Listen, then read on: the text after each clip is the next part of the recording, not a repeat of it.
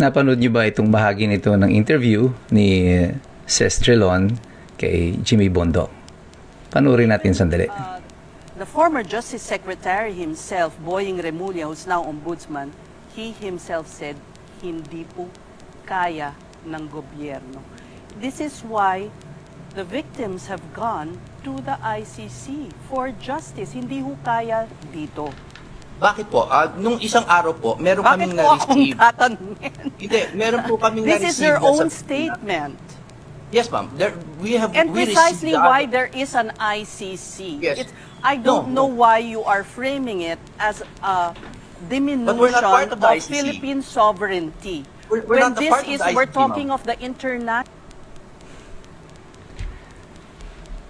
At ayan nga, marami ang nakapuna na yung parang interview na ito ay hindi interview at nagmukha nga siyang interrogation ni Jimmy Bondoc.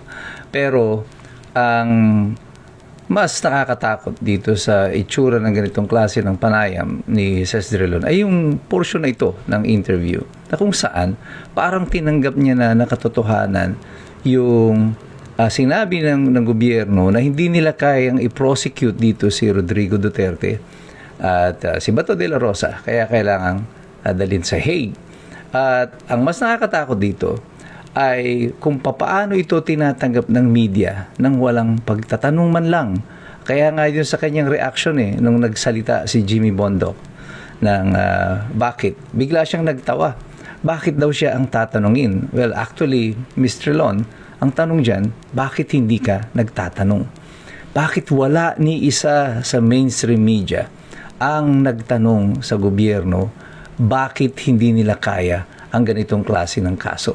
Kasi kung totoo na hindi ito kaya ng pamahalaan, di dapat tanggalin na natin ng Department of Justice, tanggalin na natin ng Office of the Ombudsman dahil wala naman pala kayong alam at wala kayong kaya.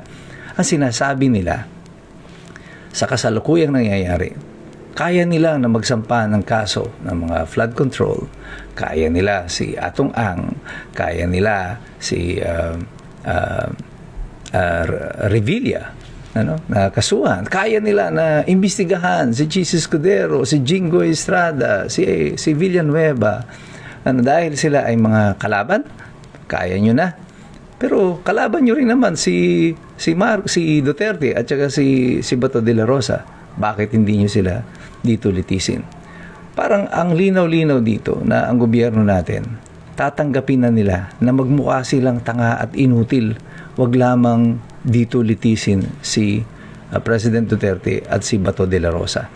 At malinaw sa lahat na ang ICC ngayon ay ginagamit bilang instrumento ng opresyon. At tama po si Attorney Jimmy Bondoc. Sabi niya he begs to differ tungkol dun sa ICC. Sabi kasi ni Sestrelon, dahil sinabi daw ng gobyerno na hindi niya kaya, ito daw ang dahilan kung bakit ang mga tao ay pumupunta sa ICC. Well, 2022 pa po nag-end ang term ni President Duterte at kung gusto ng pamahalaan na sampahan siya ng kaso dito sa Pilipinas, they could have done so. But the truth of the matter is, they want Duterte out, they want Bato de la Rosa out of the country. This is not about justice. This is about politics. Politika lamang po talaga ang pinag-uusapan dito sa ICC. At kahapon nga, gumawa ako ng video na tungkol sa kung mga example ng mga kaso na kung saan ang bansa, kung saan inaresto ang isang mamamayan ay nag-refuse sa kaso nga po ito ng Italy. Hindi nila itinransfer si Osama Najim sa ICC. Bagkus ay pinauwi nila ito, ibinalik nila ito sa Libya at doon ay sinampahan din naman ng kaso itong si Najim. Ang nasunod doon ay yung batas ng Italy. Of course, naka-receive ng kritisismo ang gobyerno ng Italy, but the fact of the matter is they insisted on their authority na hindi sumunod sa ICC. At marami pang mga bansa ang hindi naman talaga sumusunod sa ICC. Yung example na lagi ko yung sinasabi, ang Russia, ang Israel, na parehong hindi membro ng ICC, pero inisyuan sila ng warrant ng ICC. Ang Amerika na mismo, hindi sila pumirma sa ICC. Although they were part of the initial negotiation, yung mga pagpupulong-pulong pa sa pagbubuo nitong ICC. When the final draft was created, America, the USA, refused to sign it.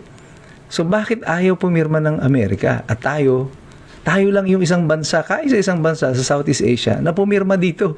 Yung mga kapitbahay natin hindi pumirma sa ICC kasi alam na nila yung danger. Ang bali-balita nga noon, na puwersa na lamang ang Senado noon to ratify this treaty as a favor then to Senator Miriam, kasi parang nag-aay si Miriam noon na one day ay maging justice ng ICC o ICC judge.